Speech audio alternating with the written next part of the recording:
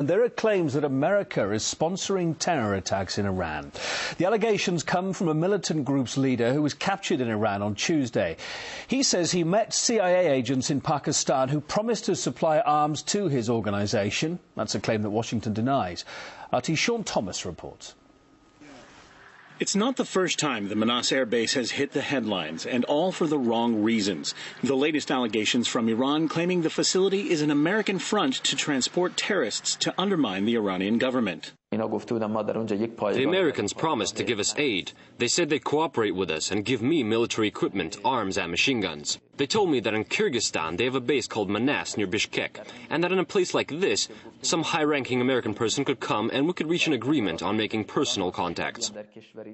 This statement comes in a televised confession on Iranian state TV.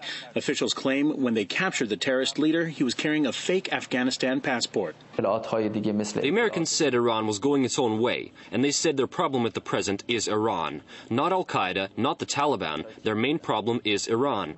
One of the CIA officers said that it was too difficult for them to attack Iran militarily, but they plan to give aid and support to all anti-Iranian groups that have the capability to wage war and create difficulty for the Islamic State.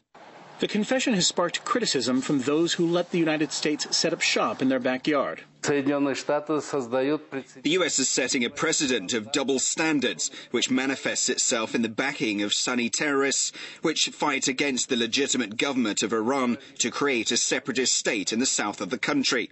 It's sad that the U.S. airbase has now become a transit corridor for pro-American militants from Sunni insurgent groups which organize attacks in Iran.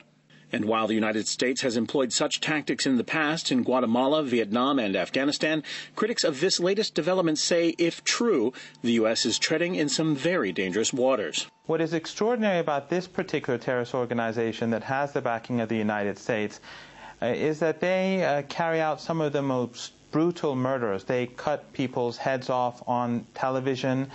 And it doesn't get any coverage on the BBC or CNN or in the New York Times, which is itself pretty extraordinary.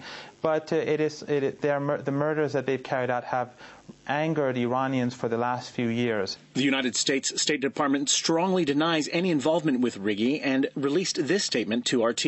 We view the arrest of Mr. Righi as a positive step to prevent potential attacks against innocent civilians. The US strongly condemns all forms of terrorism, including those that target Iran. Any allegations of US involvement are absurd. The US does not sponsor or support terrorism. Also, the Obama administration has repeatedly said relations with Iran have to begin with renewed diplomacy, a sentiment which has critics growing increasingly more skeptical. I think it's quite obvious that the United States is being very hypocritical. They were not only supporting this particular terrorist organization, but they were also supporting the MEK for many years. They've carried out many thousands of terrorist attacks in Iran over the last 3 decades.